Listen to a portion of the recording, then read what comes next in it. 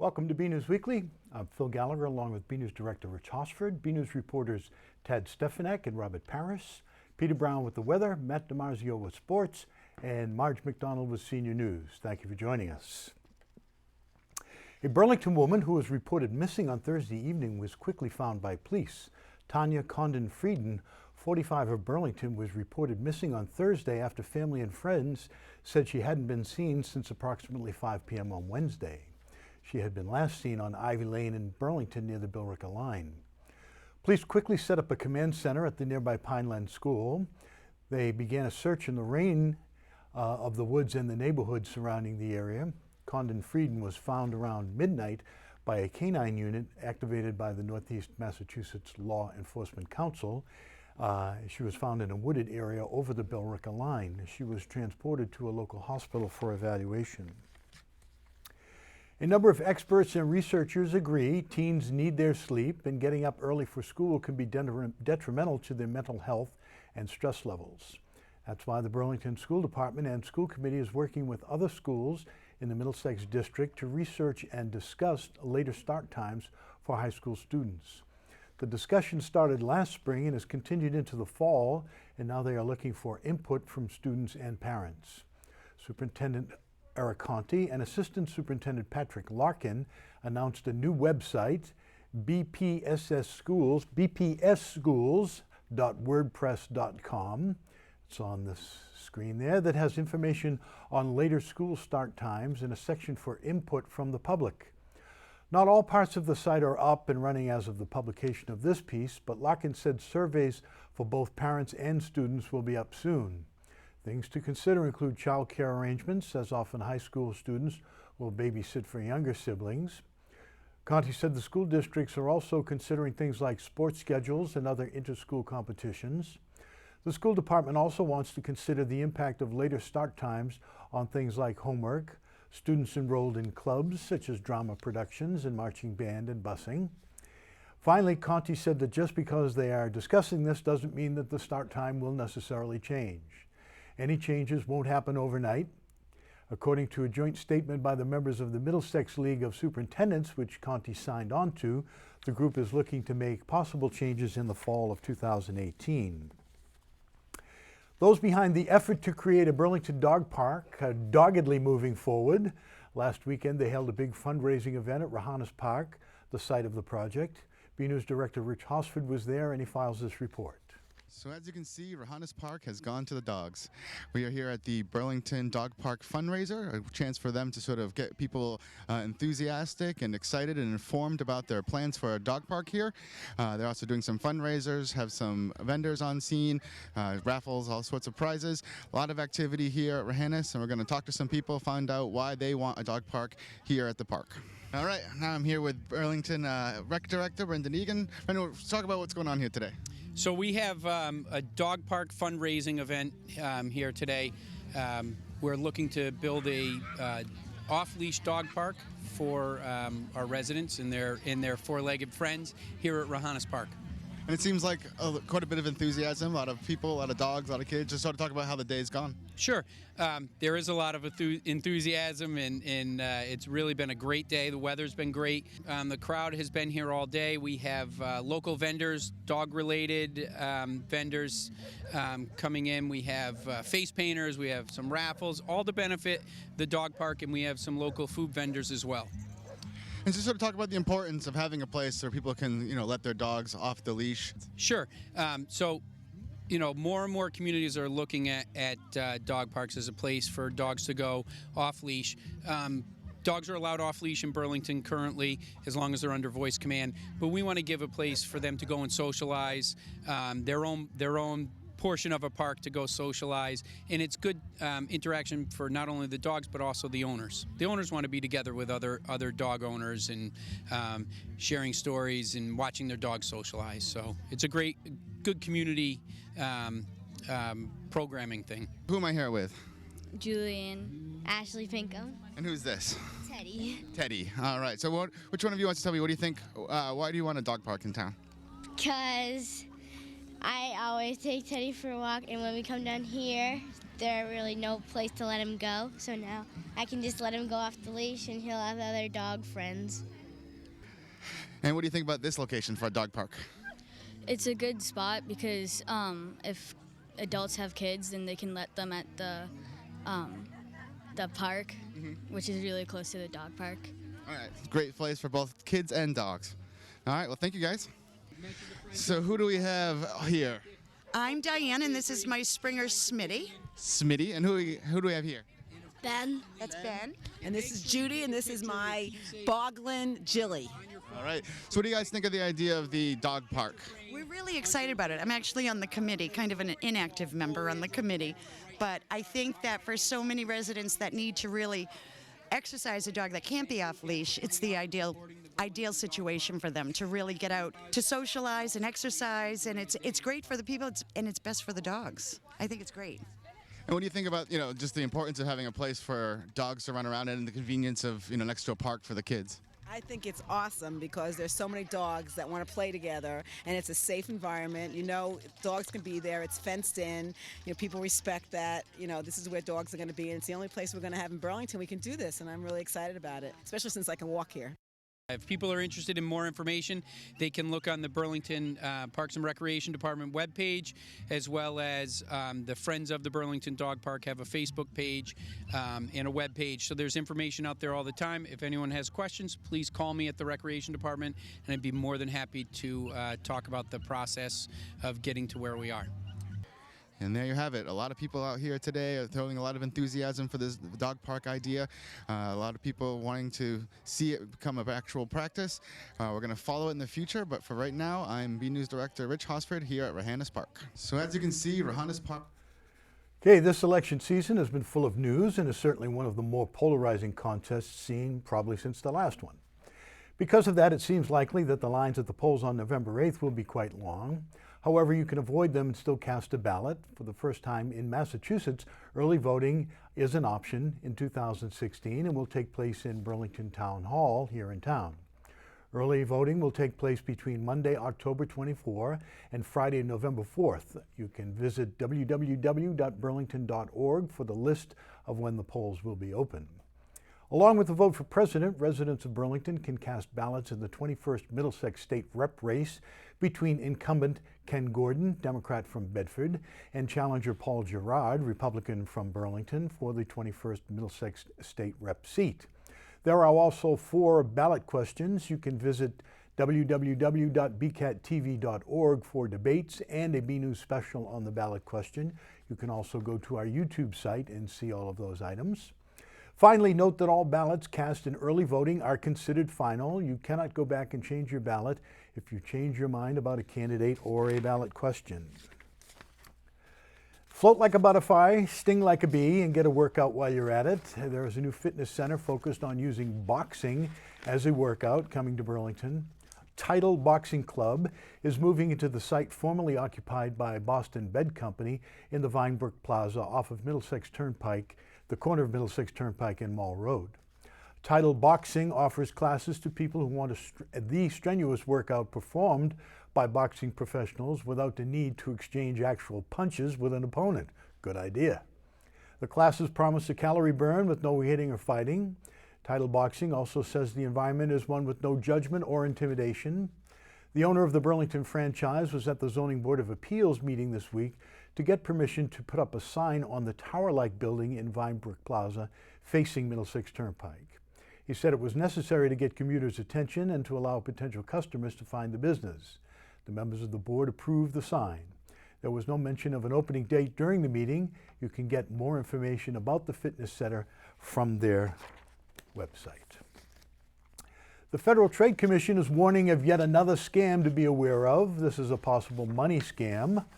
The scam, as they all are apparently, the scam is targeting the elderly and veterans. In the scam, you get a call from telemarketers who say there is an opportunity to invest in an e-commerce website with names like Titan Income, Wise Money, Prime Cash, and Building Money. The scammer will then tell you that you would earn incoming revenue from their sites. They may also say their sites are risk-free and come with a 100% money-back guarantee. Anytime you hear those phrases, be on guard. The FTC says that for a few months, the scammers made it seem like everything was going according to plan as people awaited their first earnings payments at the end of the quarter. During that time, some people who initially paid hundreds of dollars were convinced to pay thousands of dollars more to increase their return. The company even helped people move their now huge credit card balances to new accounts with temporarily low or zero interest balance transfers. Residents who gave money to the scammers lost as much as $20,000. If you are considering putting money into a business opportunity, then do research first. By law, business companies must give you certain information first before you hand them any money. Of course, you can always check the Better Business Bureau, or you can call the police department, which is a good idea. Therapeutic recreation is a form of therapy that uses leisure activities to rehabilitate and improve a person's functioning and independence. BNews reporter Tad Stefanek visited the Burlington Rec Department and has more on how Burlington is enhancing the physical, mental, and emotional well-being for those around us. Let's have a look. For close to half a decade, the Burlington Recreation Department has provided Burlington residents with opportunities for interaction, exploration, and growth. Their mission has now expanded to therapeutic-based programs for those with disabling conditions. We've been providing programs for people with a disability for close to 20 years, and we are finding that more and more residents who could benefit from those services were going out of town. We took a look at the community as a whole, and we were offering a number of opportunities for adults with disabilities, but we realized that there weren't a lot of youth opportunities for kids with disabilities. We've had a part-time therapeutic recreation specialist for about 2 years now. We have this position is newly appointed full-time. We first had to go through our commission, so Brendan presented the full-time position to the commission. The commission approved the budget with the full-time position in it, and then Brendan actually presented before town meeting regarding our budget and the inclusion of the full-time position. We have a great director for those programs in Laurel Rossiter. Laurel Rossiter began her career as a graduate from the University of New Hampshire with a major in therapeutic recreation management. I did my internship in Breckenridge, Colorado at the Outdoor Education Center, providing outdoor adaptive rec programs, adventure-based stuff for people with disabilities. And then I sat for and passed the national board exam and became a certified therapeutic recreation specialist, something I have to keep up with CEUs and renew every 5 years. It's quite a process. And then I came back to Massachusetts and worked at a outplacement school for children with autism as an ABA therapist for several years. I caught up with Laurel during the youth and adult soccer program. The purpose of the Therapeutic Rec Division is just to ensure that all community members have access to meaningful recreation and leisure opportunities, regardless of their ability. We're here to work with individuals and their families to make sure we can provide extra support or modify programming, change things up a little bit so that everyone can access those programs and be successful in them and get some enjoyment out of whatever it is they choose to do in their community. We've had an array of reactions. Most of them have been enjoyment, like people coming out and giving it a try at first, maybe being a little timid or like, what am I kind of getting into? But then smiles on faces during programs or giving something a shot that they weren't really necessarily they didn't think they were interested at the beginning. I'm playing soccer with the Burlington Pride soccer players. I'm doing soccer, everybody. I'm doing big goal this year. Here I come. My name is Patrick and I like to play soccer. My name is Dakota and we're playing soccer. Hi, my name is Michael Curtin. I'm a Burlington Rotary player with Laurel and I like playing with her and all of these players and these coaches. I've been doing it for a long time and it's really good and I always like it.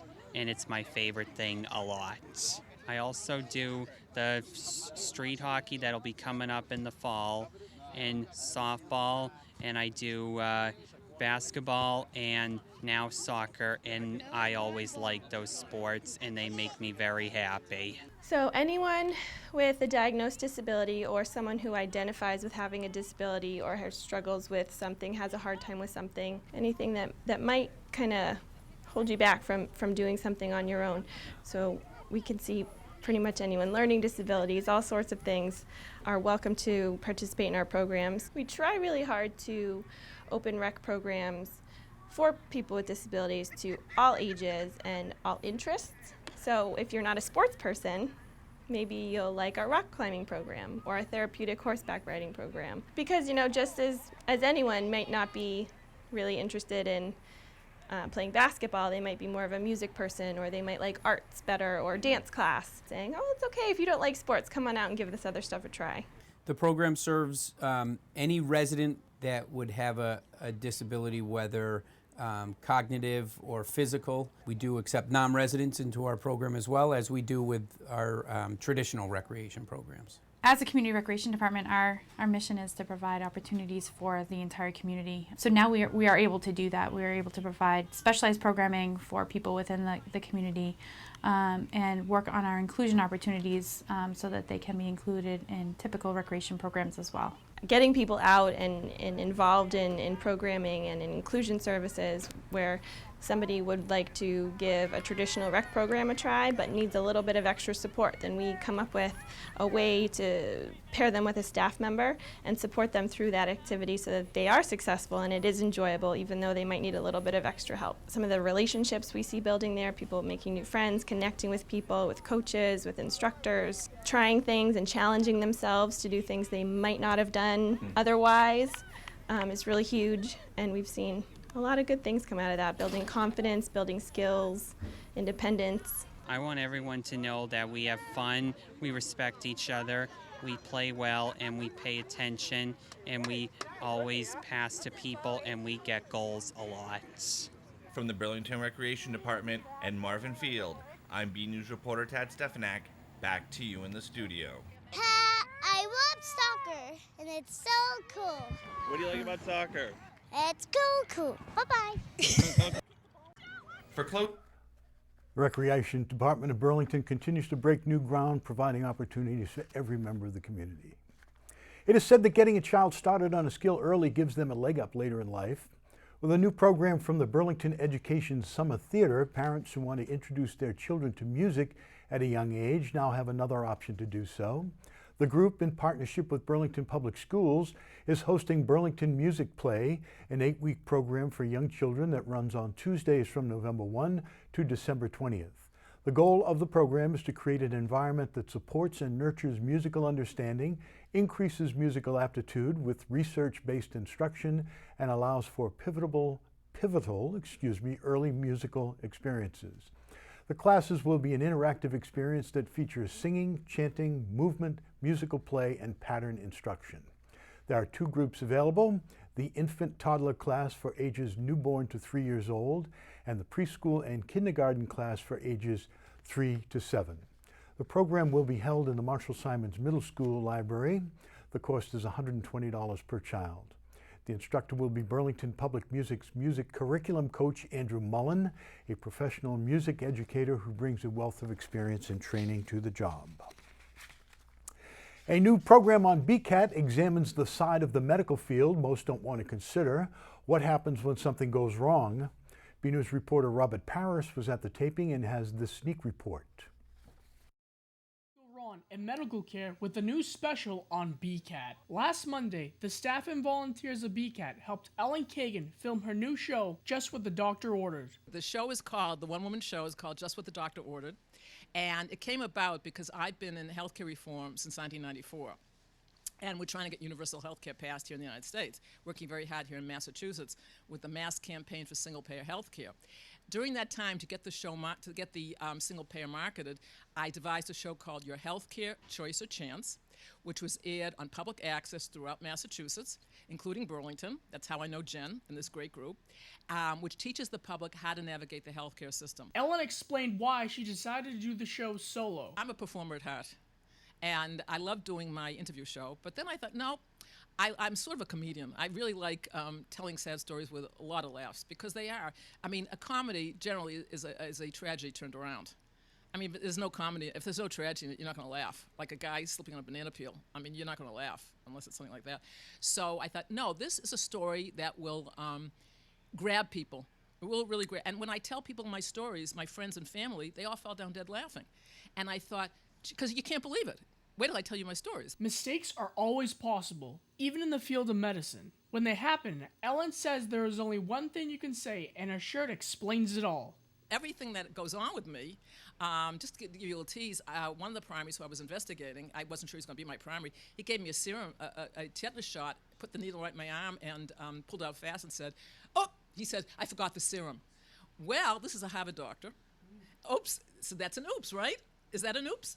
Yeah, that's an oops. And all the way through the show, you'll be saying oops, because you can't believe, oops. And that these are Harvard doctors. And one of the things I say in my show is, how could the Harvard Medical School let these people out and on us, as patients? I mean, these people have no clue, as human beings or as doctors, you know? So that's the purpose of this.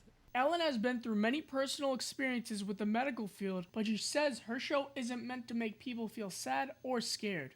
You will laugh, but I want you to understand that you have to really take good care of yourself. And I love to perform, so getting back to your question, I love to perform. And I think by enjoying the show and watching it, you will also learn something. Ellen said what she thinks people will take away from watching her program. Well, I think they will think twice about going to a doctor. I mean, what I have found is a lot of people will accept bad behavior from a doctor because, A, they're afraid to change. They think that another doctor won't take them because they were the first one. They really don't think they're in charge. They think their doctor is in charge. Well, no, I tell them, no, you're paying the bills. The doctor isn't paying you to come. You're paying him or her. And so you have to understand this should be a partnership. And I'm hoping they will come away with that idea that, no, this is a partnership. It's like a marriage, actually. From the BCAT studio, I'm Robert Paris for BNews Weekly. Take a look at what can... Look for the full show debuting soon right here on the public channel. You'll also be able to see it on our YouTube channel. We go now to BNews weatherman Peter Brown for a look at this week's forecast. We'll also check out the community calendar with Madi Shipka to see what's happening in Burlington.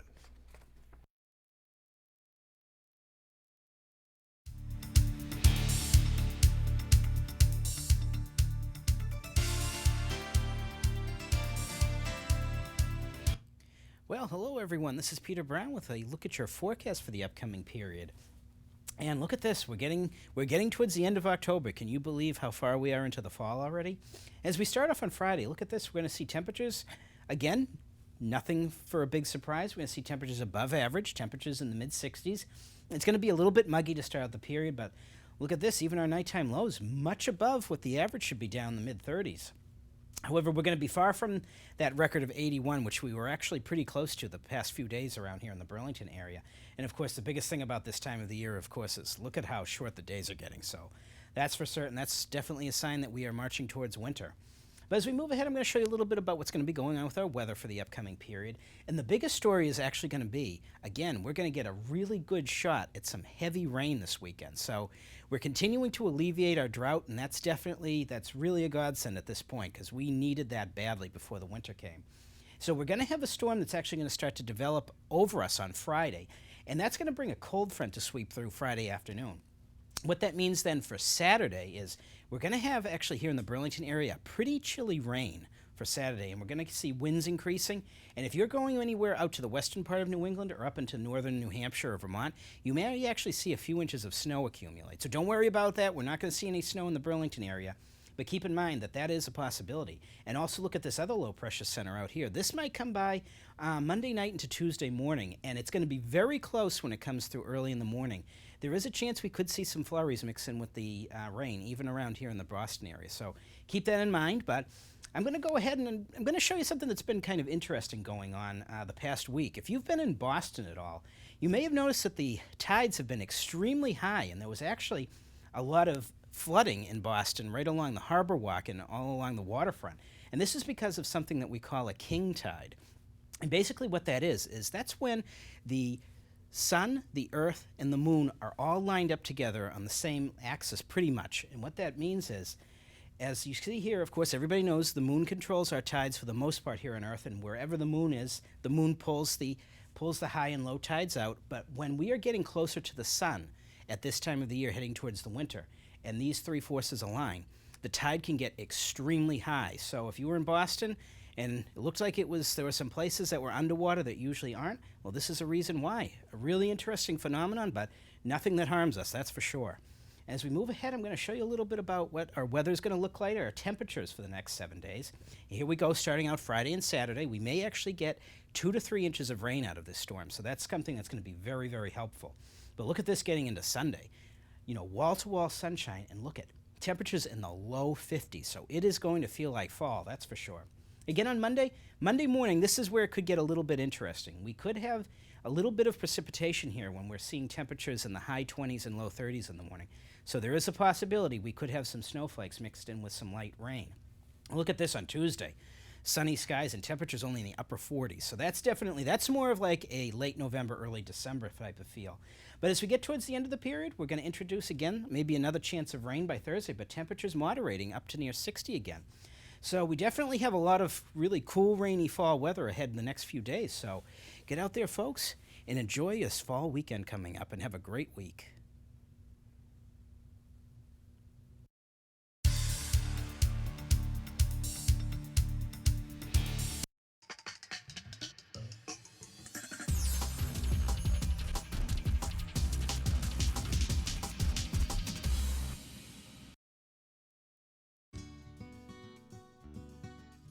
Looking for a way to save someone's life? On Monday, October 24th from 5 to 9 p.m. in the basement of the Town Hall Annex, the Board of Health is holding a free training session for mental health first aid. Mental health challenges such as depression, anxiety, psychosis, and substance use are shockingly common in the United States. The training helps the public better identify, understand, and respond to signs of mental illnesses. Everyone is welcome. The event is free. RSVP to the Board of Health at 781-270-1955. Are your kids ready to party like a monster? On Tuesday, October 25th from 11 to 11:45 a.m., the Burlington Public Library is hosting a Monster Tea Party. Enjoy monster stories on the iPad that will be projected on the big screen, and enjoy some tea and cookies. The event is best for kids aged 2 to 6, but everyone is welcomed. The event is free. Children are invited to wear their Halloween costumes. For more info, visit burlington.org or call 781-270-1692. Parents, Halloween is just around the corner. On Thursday, October 27th at 5:30 p.m., the Barnes & Noble in Burlington is hosting a Halloween parade. There will be cupcake decorating, games, and much more. Everyone is welcomed. Reservation is required. For more info and to reserve your spot, visit barnesandnoble.com or call 781-273-3871.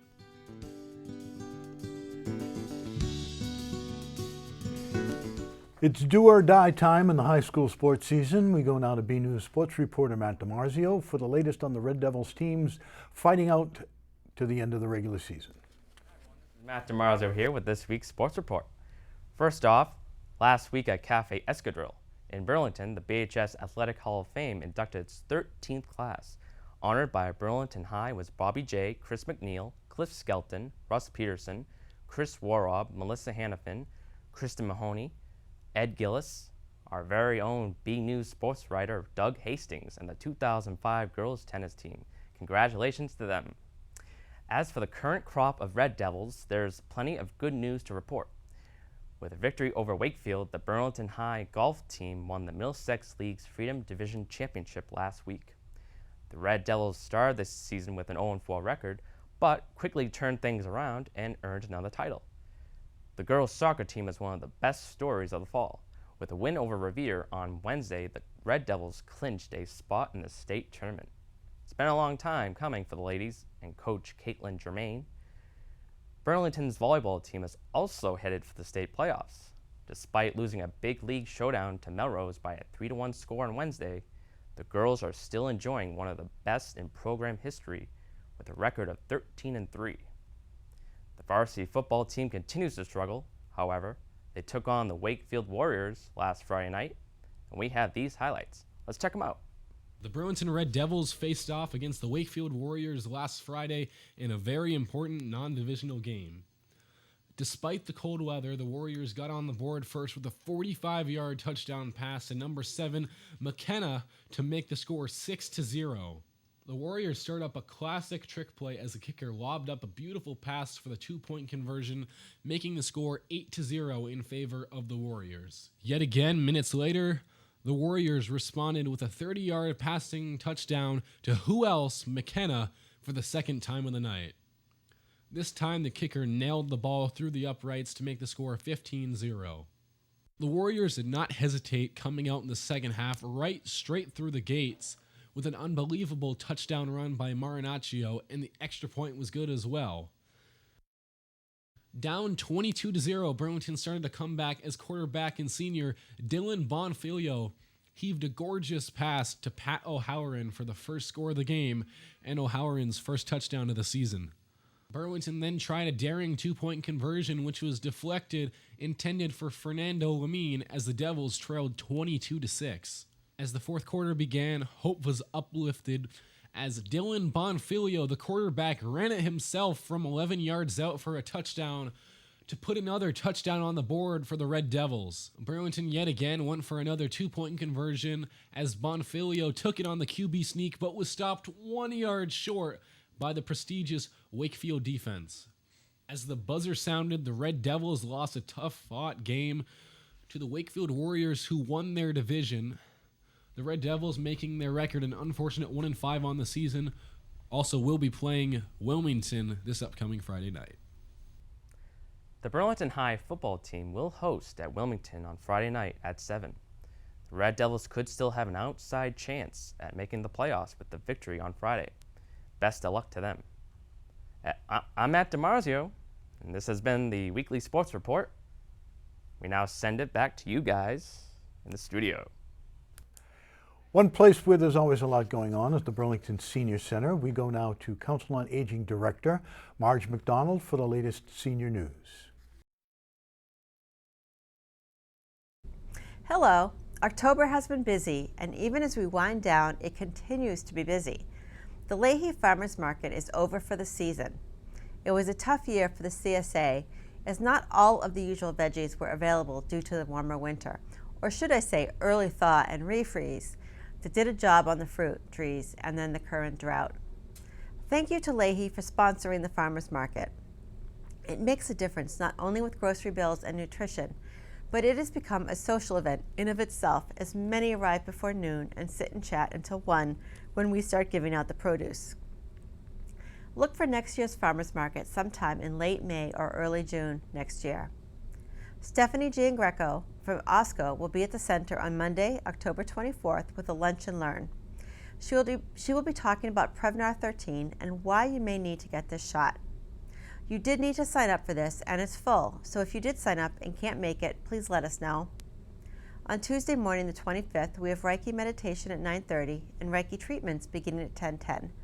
And Karen Halloran from Care One Concord is coming at 9:30 to help us make painted scarves. They are stunning, and there are only 2 spaces left for this class. Karen is back on Wednesday for Name That Tune with hot dogs at 1 p.m. Halloween is on a Monday this year, and we'll be showing the movie Hocus Pocus with fun refreshments and costume contest after the movie. The New Orleans Jazz Band will be at the center from noon to 2 p.m. on Wednesday, November 2nd. Senator Ken Donnelly will have his office hours from 10 a.m. to 11 a.m. on Tuesday the 1st, and Representative Ken Gordon will be at the center for his office hours a week early on the 3rd at 11 a.m.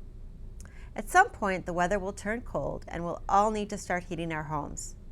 I have heard that it is going to be a cold, snowy winter. With that, some of you may need help with your heating bills. The Fuel Assistance Program begins November 1st and ends April 30th. You can call the Council on Aging at 781-270-1950 or Community Teamwork at 978-459-6161 in Lowell for an application. If you need assistance, the COA can help you fill out the application and double check that all of your paperwork is included.